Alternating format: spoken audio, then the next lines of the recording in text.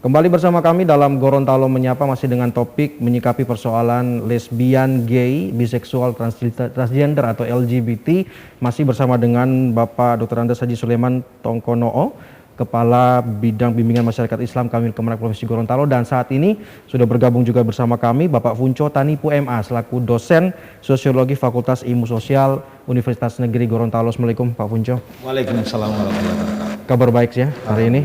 Tentunya kita bicara LGBT cukup menarik ini Pak, artinya memang di Indonesia kita lihat juga tadi penyampaian dari Pak Sulaiman selaku Bimas Islam bahwa secara perspektif Islam kronologinya memang sejak Nabi Nuh itu sangat ditentang dan jelas hukuman diberikan saat itu bagaimana dimusnahkan langsung kaum-kaum yang memiliki perilaku menyimpang yang kita lihat. Nah, secara akademik mungkin dosen sosiologi tentunya Pak Funco memiliki persoalan ataupun persoalan ini dilihat dari perspektif apa sebenarnya LGBT. Karena di Gorontalo menurut data kalau dari pemilu-pemilu belum ada begitu Pak ya. Tapi kalau secara kasat mata mungkin kita bisa melihat di lapangan bahwa ternyata mungkin mereka sudah mulai berbaur dan diterima secara wajar di masyarakat. Ini bagaimana Pak Funco?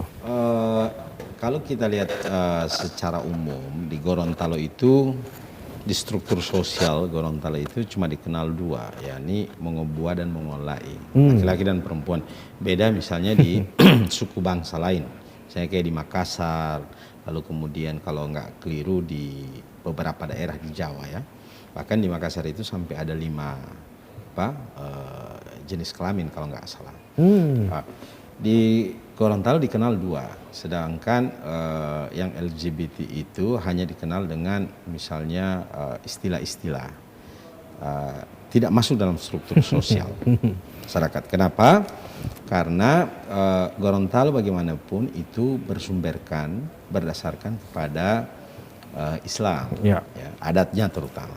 Sehingga kalau kita lihat secara lebih mikro di adat dan budaya kita, posisi perempuan dan laki-laki itu secara tegas itu berbaur, lalu kemudian termaktub dalam aturan-aturan. Misalnya katakanlah soal waris ya di Gorontalo. Soal waris itu kan hanya untuk perempuan dan laki-laki. Di luar itu kan tidak. Ya. Walaupun misalnya ada yang dari keluarga atau garis keturunan ada yang berorientasi seksual lain, tetapi dikenal cuma 2, laki-laki dan perempuan. Saya kira Pak Sulaiman lebih bisa menjelaskan tentang waris mana untuk perempuan dan laki-laki itu salah satunya. Yang berikut dalam upacara adat dan lain-lain ya, hanya dikenal 2 itu, laki-laki dan perempuan, sehingga secara umum memang Gorontalo itu hanya meneguhkan aturan-aturan atau aturan-aturan adat terutama di Gorontalo hanya dalam 2 jenis kelamin itu. Sedangkan dalam perubahan hingga hari ini mulai ada orientasi seksual lain ya, yang kemudian itu dikenal dengan LGBT. Ya. Saya kira harus secara komprehensif melihat itu ya, tidak bisa hanya dilihat dari perspektif agama saja ya. Dalam perspektif agama saya kira mungkin nanti diluruskan Pak Sulaiman ya. Misalnya tentang kejadian di Nabi Lut ya, tapi kan itu kejadian di Nabi Lut ya. Ketika di Nabi Muhammad saya kira kalau Nabi Muhammad mau ya mungkin bisa diselesaikan juga, tapi saya kira itu yang harus kita lihat secara proporsional. Bukan berarti bahwa Gorontalo harus beradaptasi dengan itu. Saya kira tidak sampai di level itu, tapi dalam aspek demokrasi HAM, saya kira kaum LGBT itu juga harus mendapat hak. Bukan hak yang lain ya, tapi hak misalnya terkait dengan dia mendapatkan pelayanan dalam administrasi pemerintahan. KTP misalnya. KTP itu bukan berarti ini. Ya KTP sampai saat ini hukum normatif kita masih laki-laki dan perempuan. Yeah. Jadi kalau misalnya dia laki-laki ya laki-laki, perempuan ya perempuan. Yang kedua, dalam layanan kesehatan, dalam layanan pendidikan, dan layanan-layanan standar dan normatif dalam aturan penyelenggaraan negara. dalam pemilihan dia harus juga mendapat hak pilih, termasuk hak dipilih. Walaupun ya secara secara politis, secara sosial ya itu belum sampai ke situ ya, masyarakat kita beda dengan di barat. Karena masih memikirkan tentang struktur sosial tadi. Oleh karena itu saya kira juga harus proporsional melihat ini. Kalau misalnya dalam konteks demokratisasi, hak asasi dan lain-lain, saya kira didudukan dalam konteks itu mereka mendapatkan jaminan pelayanan tadi, misalnya pelayanan kesehatan, pendidikan. Mereka punya hak setara dengan kita. Di situ menurut saya. Karena kita juga melihat dari aspek lain ya, aspek sosiologis ya, saya kira harus juga melihat cara pandang dan perspektif secara mayoritas. Tidak bisa dilihat dari perspektif minoritas saja. Misalnya dalam konteks Gorontalo sebagai daerah Islam ya, lalu kemudian daerah adat ya, dan lain-lain, sehingga harus juga memperhatikan norma-norma yang ada berlaku dalam masyarakat. Makanya kalau misalnya ini secara komprehensif dilihat, saya kira dan dari berbagai perspektif ya, dari berbagai sisi, saya kira ini akan normal-normal saja. Jangan sampai kemudian batas-batas norma sosial Gorontalo itu dilanggar. Itu yang akan membuat satu penyimpangan, kekacauan dan lain-lain. Kira-kira gitu. Batas, oke. Saya sebelum ke Pak Suleman untuk lebih menjelaskan soal tadi, hak tetap harus dipenuhi sebagai manusia yang tetap diberikan layanan kesehatan, administrasi kependudukan dan lain sebagainya. Yang menarik adalah diakomodirnya ini tidak sampai merusak norma-norma sosial yang ada di satu daerah ataupun kita lebih fokus lagi Gorontalo. Kita lebih perkecil lagi di Gorontalo. Seperti apa batasan-batasan norma sosial yang menurut Pak Funco Tanipo ini masih wajar-wajar saja kehadirannya tapi tidak menimbulkan kegaduhan ataupun tidak menimbulkan faktor-faktor yang bisa merusak tatanan sosial? Saya kira LGBT itu kalau kita lihat runut ya, dari katakanlah dari sumber atau asal, saya kira ada yang secara genetik, ya kan, ada yang pergaulan, ada yang traumatis. Saya kira banyak referensi yang menyebutkan itu. Bahwa kemudian ada yang secara alamiah genetik katakanlah, saya kira itu mesti juga melihat aspek-aspek sosial norma dalam masyarakat. Tidak bisa sekedar dalam tanda petik mengekspresikan kebebasan. Kebebasan itu saya kira harus ada dalam batas-batas yang tadi, misalnya adat, budaya, agama, sehingga apa? Akan menjaga harmonis secara keseluruhan. Jangan sampai ekspresi kebebasan satu orang melampaui batas yang itu akan merusak tatanan sosial secara keseluruhan. Kira-kira gitu menurut saya. Oke, ini ada hubungannya nanti dengan media sosial karena bentuk ekspresi yang bisa diungkapkan sekarang lebih banyak ke dunia medsos begitu Pak, sehingga makanya, banyak dilihat orang. Iya, makanya karena beberapa di masyarakat kita juga saya tidak setuju bahwa misalnya ada yang LGBT atau kaum LGBT itu dihina secara berlebihan, secara berlebihan karena mereka itu dasar mereka adalah manusia. Persoalan orientasi saya kira tidak ada juga yang minta seperti itu ya. Bila secara faktor genetik misalnya. Faktor genetik misalnya dan lain-lain ya. Dan saya kira yang kita hormati adalah posisi manusianya. Cuma penghormatan itu jangan sampai mereka respon dengan mengekspresikan kebebasan melampaui batas-batas norma yang telah disepakati secara umum. Kira-kira gitu. Baik, Pak Sulaiman sepakat bahwa secara manusia kita memiliki hak yang sama dengan manusia lainnya, mau diberikan hak untuk memiliki administrasi kependudukan, kesehatan, bahkan hak baik kebutuhan seperti pendidikan juga sama. Tapi kalau kita lihat bagaimana hal ini tidak akan melewati batas, ini yang penting karena itu yang menjadi garis besar yang harus disepakati bersama. Apakah memungkinkan hal itu tidak akan melewati batas kehadiran mereka sekalipun faktor genetik? Pak Sulaiman, mereka laki-laki, pria misalnya, tapi merasa keterpanggilan seperti saya agak feminim nih begitu. Tapi saya tidak akan berani untuk, ya saya saya bersosialisasi dengan aman begitu. Apakah memungkinkan, Pak Sulaiman? Ya, terima kasih. Sebenarnya begini, kalau kita lihat secara agama, ya, secara agama itu memang Allah Subhanahu Wa Taala menciptakan manusia itu hanya ada dua, hanya laki-laki dengan perempuan, itu. Ya, dan menurut penelitian dari para ahli khususnya di bidang agama itu sebenarnya bahwa yang terjadinya penyimpangan-penyimpangan itu misalnya dia laki-laki jadi perempuan, perempuan jadi laki-laki, itu sebenarnya penyakit.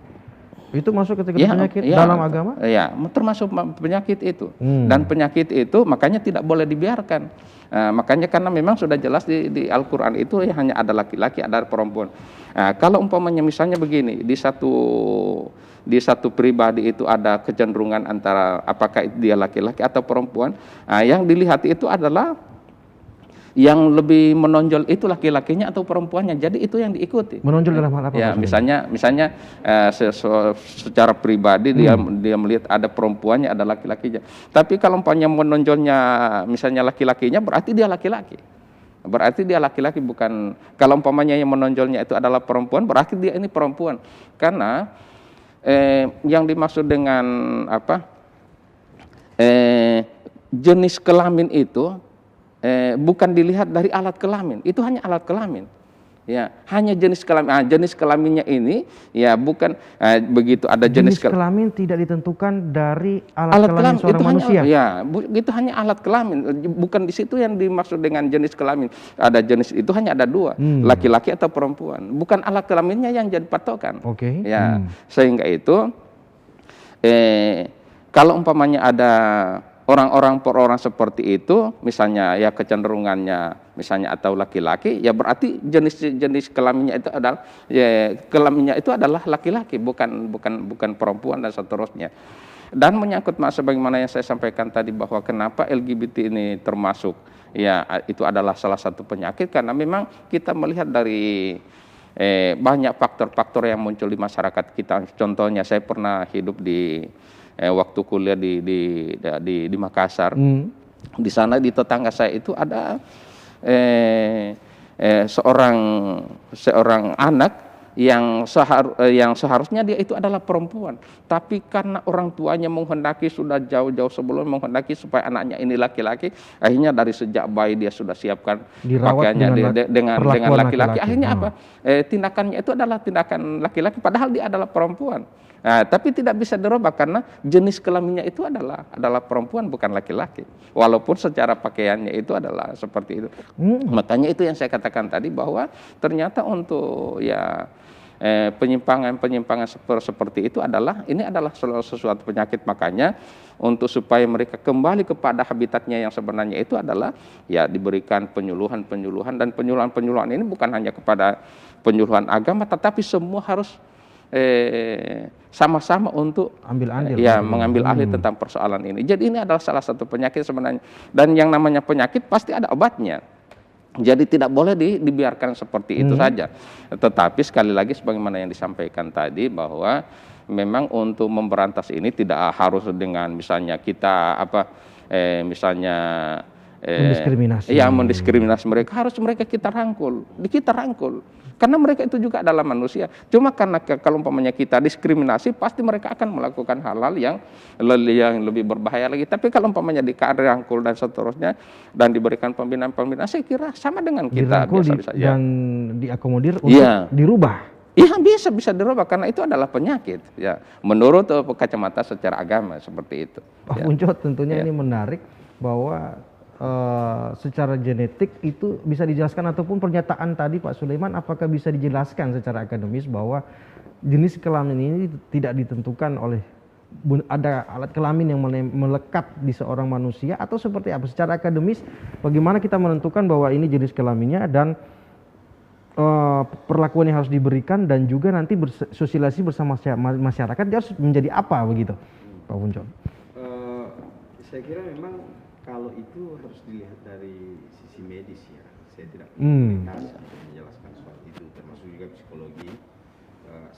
Yang saya lihat hanya dari sisi sosiologi masyarakat terutama. Artinya bahwa jangan sampai tadi kita sudah punya batas-batas dan pagar-pagar dan norma-norma yang ada yang telah kita beradaptasi dengan norma-norma itu sekian ratus tahun. Satu. Yang kedua, memang di kelompok minoritas ya, kita sebut minoritas ya, karena itu secara umum LGBT ada paham tentang bahwa kita juga memiliki prinsip kebebasan. Nah, persoalannya adalah ekspresi kebebasan itu akan melanggar juga kebebasan orang lain atau tidak. Karena orang lain juga punya hak untuk bisa hidup harmoni. Itu. Sehingga menurut saya yang bisa diatur hari ini adalah bagaimana harmoni itu bisa terbangun dalam masyarakat. Jangan sampai misalnya ekspresi-ekspresi itu ditunjukkan di ruang-ruang publik yang kemudian membuat ketersinggungan, lalu kemudian hal-hal yang subjektif nanti termasuk emosi dari warga yang itu bisa membuat sistem ini jadi tidak tertib lagi. Misalnya sekelompok misalnya kalau kita lihat di Jalan Andalas Telaga, kalau misalnya udah larut malam, saya kira ekspresi-ekspresi seperti itu yang harus dilihat lagi, direview lagi. Jangan sampai ekspresi itu akan mengganggu atau merusak tatanan yang sudah ada. Sehingga menurut saya jangan sampai yang sudah katakanlah aman atau tertib atau harmonis, cuma gara-gara itu lalu akhirnya terjadi penghinaan, diskriminalisasi dan lain-lain. Karena apa? Ya sudah saling memancing dan akhirnya apa? Yang minoritas jadi minoritas ya. Lalu kemudian yang mayoritas menjadi hegemonik dalam dalam norma yang ada ini. Nah, saya kira misalnya saya banyak membaca juga tentang terapi-terapi terkait ini. Saya kira yang paling penting adalah bagaimana pendidikan di level keluarga itu, terutama agama, lalu kemudian soal norma-norma sosial itu ditingkatkan.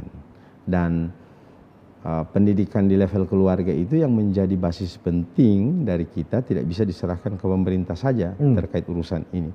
Karena kalau soal pemerintah kan paling ya cuman di level terbatas ya untuk bisa katakanlah untuk bisa mereduksi hal ini. Tetapi di masyarakat atau di level keluarga, pendidikan dalam keluarga saya kira yang akan menentukan, terutama dalam membangun karakter yang lebih baik. Berarti Pak Funco setuju bila ekspresi yang dilakukan oleh individu yang punya mungkin perbedaan dengan kenormalan yang ada di media sosial ataupun di ruang publik yang Pak Funco katakan tadi adalah sebuah kesalahan. Mereka seolah-olah diberi mendapatkan ruang untuk berbicara banyak bahwa ini bentuk ekspresi saya, keterpanggilan saya untuk mengekspresikan apa yang saya ada dalam pikiran saya, begitu. Saya kira harus dibedakan lokus geografis, demografis, dan sosiografis masyarakat. Kalau di Barat, ekspresi seperti itu, bahkan sampai di ruang politik, jangan sampai masuk di ranah politik. Iya, jangan salah, mereka bisa menjadi pemimpin publik. Tapi kalau di Gorontalo yang konteks sosial norma seperti ini, saya kira agak susah. Karena apa? Norma yang ada di Gorontalo tidak melihat itu sebagai sebuah identitas dalam artian yang disebutkan tadi, anja bongo mengebuah, buah-buah, ulai-ulai. Ya, yang agak disebut menyimpang itu adalah madelo buah-buah tioti, lai-lai tioti. Jadi kan perempuan yang terlihat seperti laki-laki, laki-laki terlihat seperti perempuan. Buah-buah tali. Kira-kira gitu. Pengenalan ini yang menurut saya harus dilihat secara lebih dalam ya, sehingga implikasi-implikasi dari identitas tadi ya, baik identitas biologis maupun identitas sosial, saya kira harus juga menghormati hak-hak orang lain. Jangan sampai kemudian kita melanggar karena kita melihat ya di negara ini ekspresi kebebasannya seperti ini, lalu kemudian kita ingin juga merayakan ekspresi itu di sini. Padahal nilai-nilai sosial, norma-norma yang ada di sini dengan di tempat lain itu berbeda. Sehingga apa? Kalau di sana ekspresi itu tidak mengganggu harmoni masyarakat, di sini bisa saja akan mengganggu. Itu kira-kira menurut saya. Satu lagi Pak Funco, sebelum saya ke Pak Sulaiman. Pak Sulaiman mengatakan bahwa ada upaya misalnya pemerintah melalui penyuluh Bimas Islam begitu dalam majelis taklim atau di tengah-tengah masyarakat bila menemukan indikasi-indikasi tersebut secara empat mata akan dipanggil untuk sharing misalnya, lalu dibina dan diarahkan kembali ke jalur ataupun ke bagaimana layaknya individu tersebut. Apakah itu memungkinkan secara ilmu sosial bahwa seseorang individu itu kalau ada peran dari sosial atau lingkungan sekitar akan bisa berubah ataupun bisa kembali ke semula bagaimana dia terpanggil menjadi laki-laki misalnya ataupun perempuan secara jenis kelamin. Saya melihat membaca beberapa referensi bahwa intervensi medis katakanlah, intervensi psikologi, termasuk intervensi sosial itu lambat laun akan membentuk karakter ya. Karena misalnya tadi ya ada yang genetik, ada yang itu karena lingkungan, ada yang mungkin karena bahkan korban trauma seksual misalnya, trauma karena itu. Trauma. Nah, di dua hal ini yang saya kira mungkin bisa diintervensi karena bagaimanapun itu bentukan dari lingkungan juga. Ya, kalau genetik saya kira mungkin nanti kita butuh referensi lain. Nah, di dua hal ini saya kira butuh bisa diintervensi atau istilahnya healing ya kalau kita dengar kata healing ini terapi, berlaku nggak untuk kedua-duanya? Yang saya kira juga keluarga-keluarga masing-masing juga harus punya itikat baik dalam rangka menjaga harmoni. Itu kalau saya penekanannya dalam level harmoni, bukan berarti bahwa kaum LGBT itu bisa merusak harmoni, tetapi ekspresi atas kebebasan itu yang menurut saya harus diatur dengan baik. Jangan sampai berekspresi melampaui batas-batas tadi, saya kira gitu. Karena bagaimanapun juga tidak ada juga yang katakanlah yang genetik tadi ya, tidak ada yang minta bahwa dia dilahirkan dalam kondisi seperti ini. Genetik ya, kalau yang lain-lain saya kira itu karena masyarakat. Oleh karena itu seperti misalnya Kanwil Kementerian Agama, Departemen Agama, termasuk institusi pendidikan, pemerintah, saya kira harus bersama-sama mengurai masalah ini. Sampai saat ini bahkan misalnya kita tidak punya data by name by address terkait ini by profesi. Kita belum kita belum punya data itu. Lalu kita juga belum punya data. Apakah mereka ini katakanlah ya, yang ada yang sudah declare dia sebagai LGBT atau ada yang belum, apakah mereka ini kalau misalnya sudah ada database katakanlah, ada yang mau diterapi atau tidak? Ini juga kita tidak tahu ya. Iya, kalau misalnya yang tidak mau diterapi, lalu bagaimana konsekuensinya? Kalau yang mau, kira-kira ada lembaga apa? Lalu kemudian siapa yang akan bertanggung jawab dengan hal ini? Jadi saya kira tidak semudah bahwa kita bilang, oh mana harus berubah. Tidak semudah itu.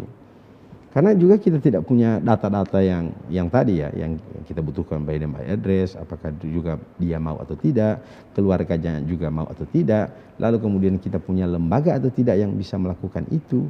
Saya kira tidak sesederhana itu. Maka menurut saya diskusi pada sore hari ini menjadi pemantik agar pemerintah daerah juga termasuk juga lembaga-lembaga sosial lain itu mengambil kebijakan baik publik maupun kebijakan sosial dalam rangka ini. Jangan sampai kemudian yang saya khawatirkan tadi ekspresi kebebasan individual tadi itu ya, karena dia pikir mungkin sama dan di barat ini segala macam, di Gorontalo juga boleh. Saya kira ini yang akan nanti mengganggu harmoni kita secara keseluruhan gitu. Pak Sulaiman, saya ke Pak Sulaiman. Ini tentunya apakah benar-benar LGBT di Gorontalo tidak ada datanya, tidak ditemukan datanya, apakah karena dianggap tidak menjadi persoalan yang serius atau belum menjadi persoalan yang serius sehingga kalau kita melihat memang misalnya tadi ilustrasi atau bukan ilustrasi, fakta di lapangan bahwa sekitaran perlimaan, simpang limaan Dallas Telaga kadang-kadang kita bisa melihat bila larut malam mulai muncul individu-individu yang berekspresi begitu. Yang kita khawatirkan bahwa ekspresinya tidak hanya untuk dinikmati sendiri, tapi bisa mengganggu ketertiban sosial misalnya. Dan akhirnya nanti berujung pada gangguan kamtipmas, kriminal misalnya terjadi. Dan ini yang kita tidak harapkan. bagaimana persoalan ini benar-benar menjadi perspektif serius bagi pemerintah, khususnya Kanwil Kemenak Provinsi Gorontalo, melihat persoalan LGBT apakah serius atau tidak, begitu Pak? Terima kasih. Sebelum saya masuk ke apa yang ditanyakan tadi, saya ingin melihat dulu. Sebelum kita lihat bagaimana jawaban dari Pak Sulema, Pak Punco, kita akan break terlebih dahulu. Kita akan kembali setelah pesan-pesan berikut ini. Tetap bersama kami dalam Gorontalo Menyapa.